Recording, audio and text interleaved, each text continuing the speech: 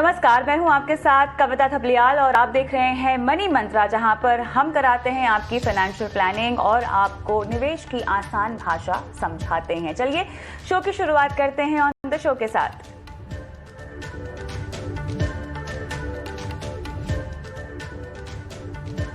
क्यों SBI mutual fund पर निवेशकों का भरोसा? देश की सबसे बड़ी एयूएम वाला फंड हाउस किस वजह से बना है? एसबीआई म्यूचुअल फंड आगे हाइब्रिड कैटेगरी पर क्यों भरोसा है एसबीआई म्यूचुअल फंड को? जानिए आज मनी मंत्रा पर।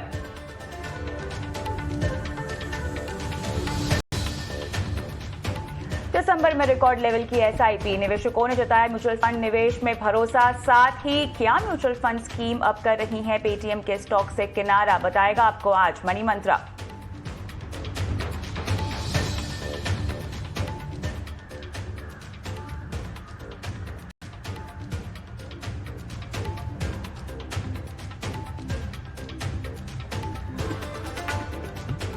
और अगर आपके सवाल हैं निवेश, इंश्योरेंस, क्रेडिट कार्ड या लोन से जुड़े हुए तो अपने सवाल हमें व्हाट्सएप कर सकते हैं 9619873567 पर। आप चाहें तो वीडियो बनाकर भी अपना सवाल हमें व्हाट्सएप पर दे सकते हैं।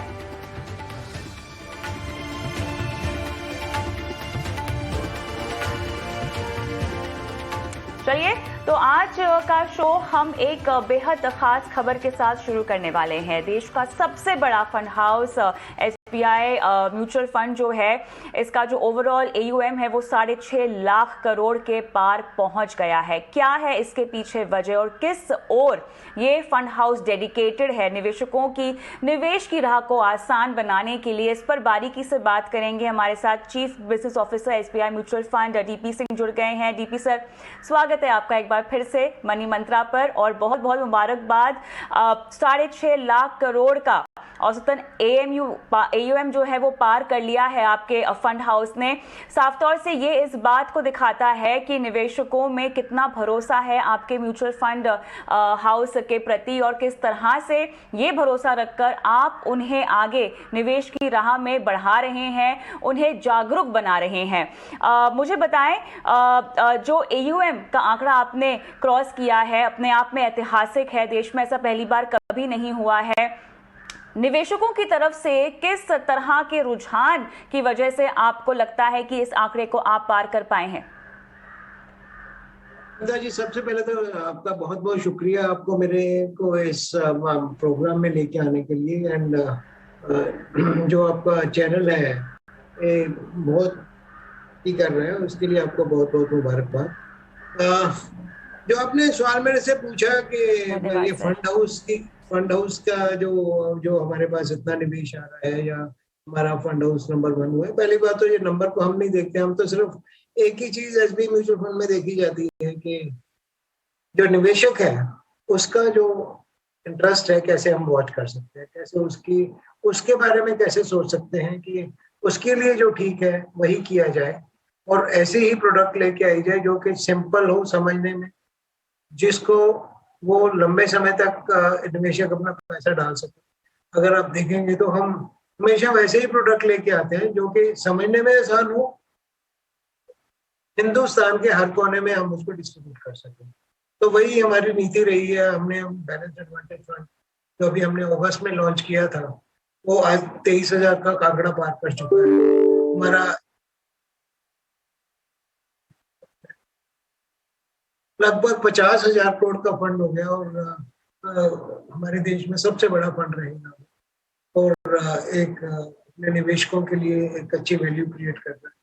और हमारा बिल्कुल एक रहता है कि कोई भी चीज हो बिल्कुल साधारण हो, निवेशक को समझ आए और निवेशक के इंटरेस्ट में जो चीज हो वही करनी चाहिए। आज जब सब लोग कह रहे हैं कि मार्केट बहुत ऊपर है तो इसीलिए इस वक्त पे हम हाइब्रिड फंड की तरफ ज्यादा ध्यान दे रहे हैं, ना कि फुल फ्लैज इक्विटी फंड।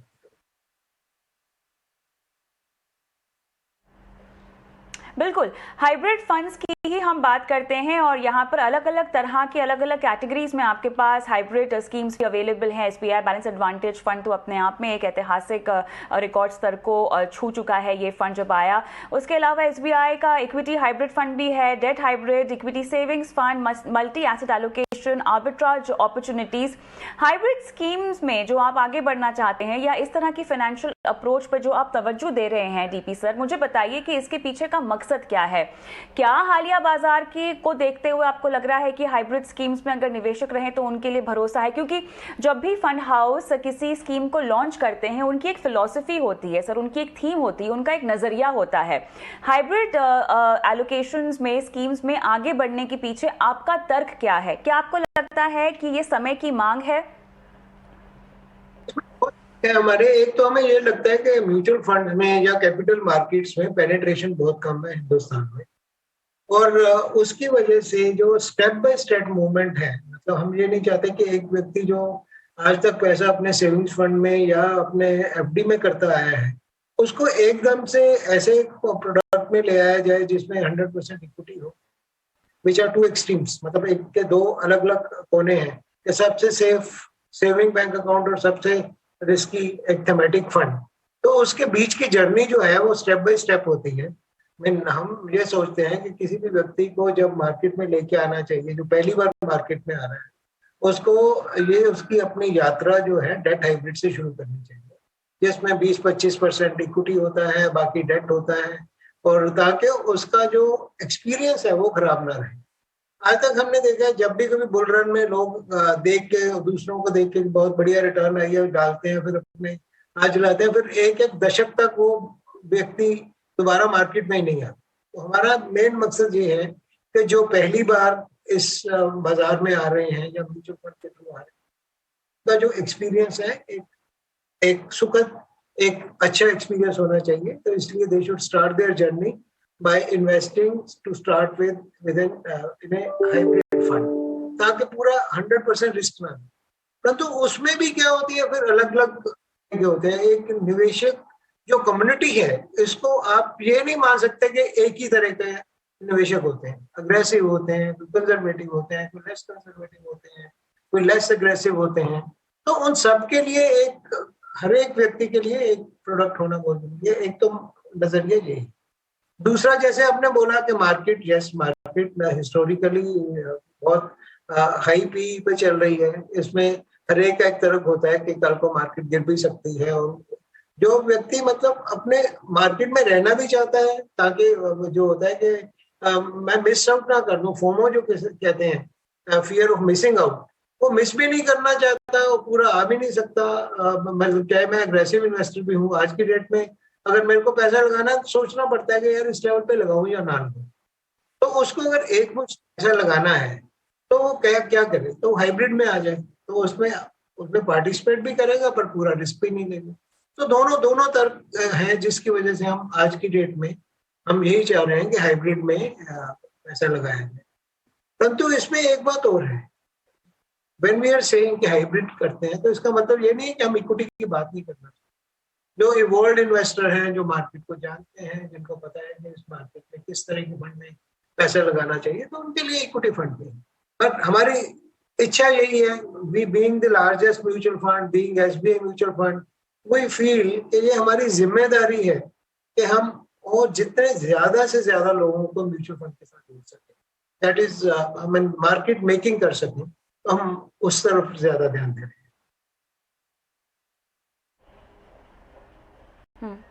अच्छा डीपी सर, एक चीज समझने में मेरी सहायता कीजिए।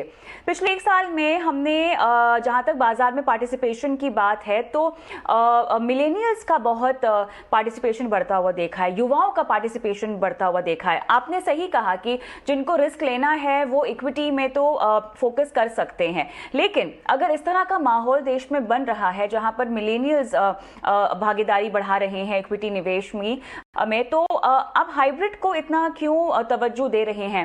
या आपको लगता है कि हाइब्रिड के साथ साथ आप दूसरे भी फंड्स हैं जो कि खासतौर से मिलेनियल्स को, यंगर जनरेशन को केटर करते हैं, उनको भी पुश करना चाहेंगे? देखिए, मिलेनियल्स का जहां तक सवाल है, आज तक मिलेनियल्स क्योंकि मार्केट एक ही तरफ चल रही थी, एक तरफा उसकी चाल थी कि मार्केट बढ़ रही है, तो उसमें कोई भी व्यक्ति जिसने भी पैसा लगाया हर एक ने पैसा बनाया। परंतु हम एक लॉन्ग टर्म प्लेयर हैं, एक जिम्मेदार प्लेयर हैं। जब हमारे पास एक 60-65 लोगों की एक इतनी बड़ी इन्वेस्टमेंट टीम है जो 24 घंटे इस बात को देखती रहती है कि कौन सी कंपनी अच्छी है, कौन सी कंपनी खराब है, किसमें पैसा लगाया जाए, किसमें ना लगाया जाए, तो उसका अगर इन्वेस्टर को देना है, मिलेनियल को समझाना जरूरी है कि आज तक उन्होंने जो पैसा लगाया है, ऐसा नहीं है कि उन्होंने डीमैट अकाउंट खोला, उन्होंने शेयर्स खरीदे, उनका कुछ पैसा बना, और जैसे ही मार्केट फ्लैटिश मोड में या बेरिश मोड में आती है, वो समय होता है देखने का कि कौन सी कंपनी अच्छी है, कौन सी कंपनी खराब है, जिसमें पैसा लगाया जाना चाहिए या नहीं लगाना चाहिए। इसको मैं ना एक उदाहरण दे के आपको समझाऊंगा। 21 में करीब 64 में आईपीओ आए। ओके, आमतौर पे यही था कि हर एक आईपीओ में जिसमें पैसा लगाओ पैसा बनेगा, परंतु क्या वो आईपीओ, उनका बिजनेस प्लान क्या है, वो क्या लंबे समय तक चल पाएंगे या नहीं चल पाएंगे, ये जो काम है एक जो सही रिसर्च टीम है वो कर सकती है। तो हमने, हमारे फंड हाउस ने 64 में से सिर्फ 21 आईपीओ में हमने पार्टिसिपेट किया।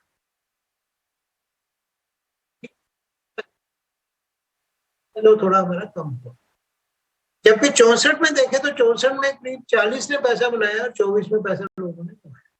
तो अगर इस रेशो को देखा जाए, दैट क्लियरली शोज कि हमारी जो रिसर्च कैपेबिलिटी है या हमारी जो लोगों को बिजनेस को देखने का नजरिया है वो अलग है, और हम लोगों के पैसे का ध्यान रख सकते हैं। We are capable of doing it, और हमें इस पर बहुत प्राउड है कि हमारी जो टीम है, investment team, one of the best team in the country. तो उसके लिए हम जो मिलेनियल के पास जब जाएंगे, अब अभी हो सकता है हम कोई और इक्विटी फंड लेके आए, तो उसमें हम बिल्कुल मिलेनियल्स को समझा के कि किस तरह से हम बिजनेस को देखते हैं, हम समझाने की, कम्युनिकेट करने की पूरी कोशिश करेंगे, ताकि उनको समझ आना चाहिए कि हम किस तरह से अपने काम को करते हैं। तो वो एक हिस्सा है, वो हम जरूर करेंगे, और हमारे जो एग्जिस्टिंग फंड है वो भी मिलेनियल्स के लिए बहुत अच्छे हैं। So this is our responsibility now to communicate with them, to respond to their aspirations. वो तो हम करेंगे ही करेंगे, परंतु आज की डेट में जो नॉर्मल भी बंदा है जो पूरा रिस्क नहीं लेना चाहता, उसके लिए तो हाइब्रिड फंड तो एज ए एंट्री पॉइंट तो है ही है। सीधा डेट हाइब्रिड से, इक्विटी सेविंग से, आर्बिट्राज से, मल्टी एसेट फंड से, तो किसी में भी आ सकते हो। मतलब उसका भी एक step by step to start with debt hybrid, then go to equity saving, then go to equity hybrid, then in between there is a balance advantage fund, there is a multi asset fund. तो all इन पांचों का जो है, इसमें से जो भी जिस तरह का भी उसका रिस्क एपेटाइट है उसमें पैसा लगा सकते हैं।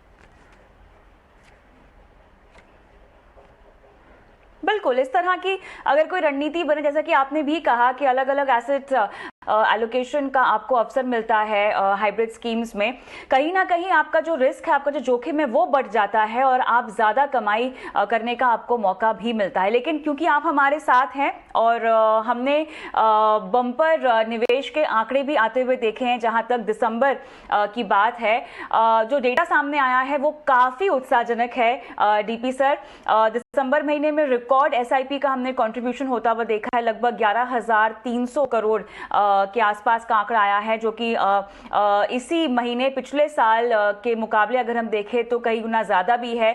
ऐसे में जो बातें सामने आ रही हैं वो ये है कि एसआईपी को लेकर लोगों का जो उत्साह है वो बढ़ा है, दिलचस्पी बढ़ी है, समझाइश बढ़ी है। और इतना ही नहीं, फंड कैटेगरी में हमने देखा है कि मल्टी कैप में भी निवेशकों ने अब की बार दिलचस्पी दिखाई है। क्योंकि आप हमारे साथ हैं बतौर एक फंड हाउस के, एसआईपी रजिस्ट्रेशंस को लेकर और एसआईपी राशि में इजाफे को लेकर क्या आपने कुछ अहम तब्दीलियां देखी हैं पिछले साल के मुकाबले, या एक महीने की अगर मैं बात करूं तो? नहीं, देखिए, उसमें वही बात आ जाती है कि जब लोगों के दिमाग में है they don't want to miss out, जो फियर ऑफ मिसिंग आउट है, उसकी वजह से भी एक रीजन है कि लोग करना भी चाहते हैं, परंतु ये भी नहीं कि एक मुफ्त एक पैसा डाल दें, लमसम एक पैसा डाल दें। तो ये जो एसटीपी होती है ना, सिस्टमेटिक ट्रांसफर प्लान, कि आज मेरे पास अगर 10 लाख है तो 10 लाख मैंने डाल दिया और ये बोल दिया कि 1 लाख रुपए महीना करके अगले 10 महीने में लग जाए, तो ऐसी एसटीपी भी एसआईपी के नंबर में ही ऐड होती है। तो मेरे पास आज की डेट में वो एसआईपी वाला और एसटीपी वाला अलग अलग से नहीं है, पर तो ये 300 करोड़ जो एडिशनल हुआ है एक महीने में, 11,500 से 11,300 करोड़ जो हुआ है नवंबर से दिसंबर में, वो आंकड़ा मेरे पास नहीं है। परंतु ये बात बिल्कुल पक्की, एसआईपी तो एक ऐसा बढ़िया टूल बन गया है जिसमें हर एक को लगता है कि यार अगर मेरे को पार्टिसिपेट करना है तो मेरे को एसआईपी तो करनी ही चाहिए। हर एक व्यक्ति की एसआईपी होनी ही चाहिए। SIP has become a house hold name. और मैं इसमें पूरा जो इसका श्रेय दूंगा वो एमफी को भी देना चाहूंगा कि ये म्यूचुअल फंड सही है, कैंपेन जो चलाया है। At least mutual fund is no more a bad word. पहले ये समझा जाता था mutual fund means equity only, and equity means you will lose your money. वो अभी एक अच्छी तरह से समझ आ रही है। और ये जो ट्रेंड है मेरे हिसाब से वो चलता रहेगा। पर सबसे बड़ी खुशी की बात ये है कि ये ट्रेंड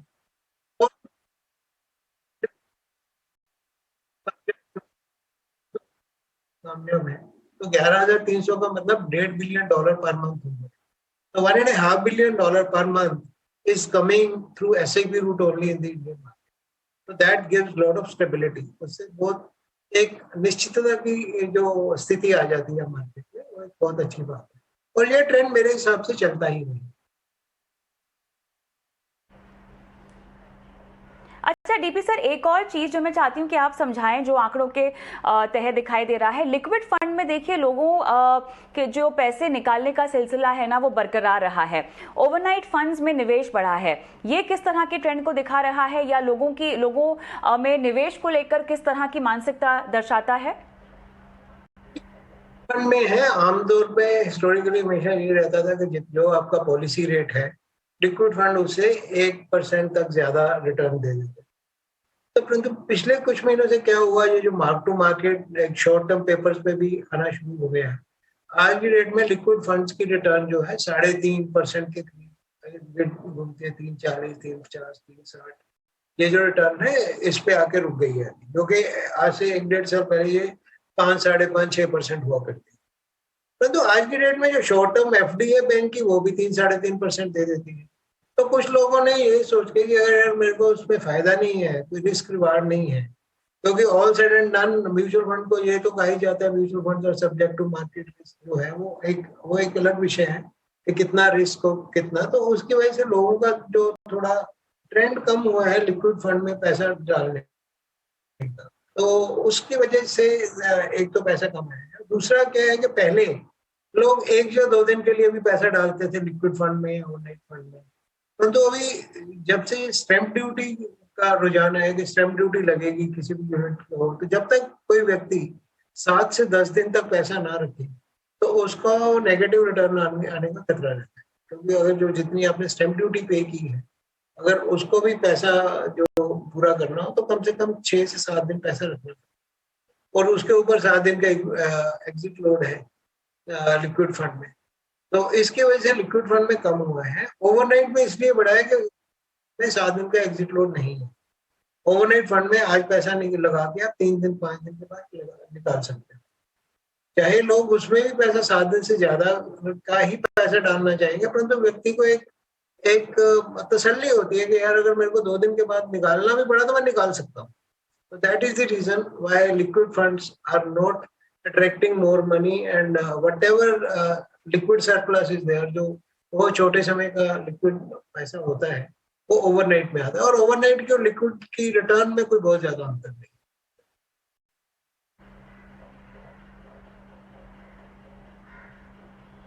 चलिए डीपी सर, जब भी आप शो पर आते हैं तो मुझे लगता है कि इतना सब कुछ होता है जो आप हमें बताएं कि समय कम पड़ जाता है, लेकिन फिलहाल हमारे पास समय की किल्लत है। आपने अपना कीमती समय हमें दिया आज, बहुत बहुत धन्यवाद आपका। और आपको और आपके फंड हाउस को आगे की तमाम योजनाओं के लिए बहुत बहुत शुभकामनाएं। धन्यवाद हमसे बात करने के लिए। धन्यवाद कविता जी।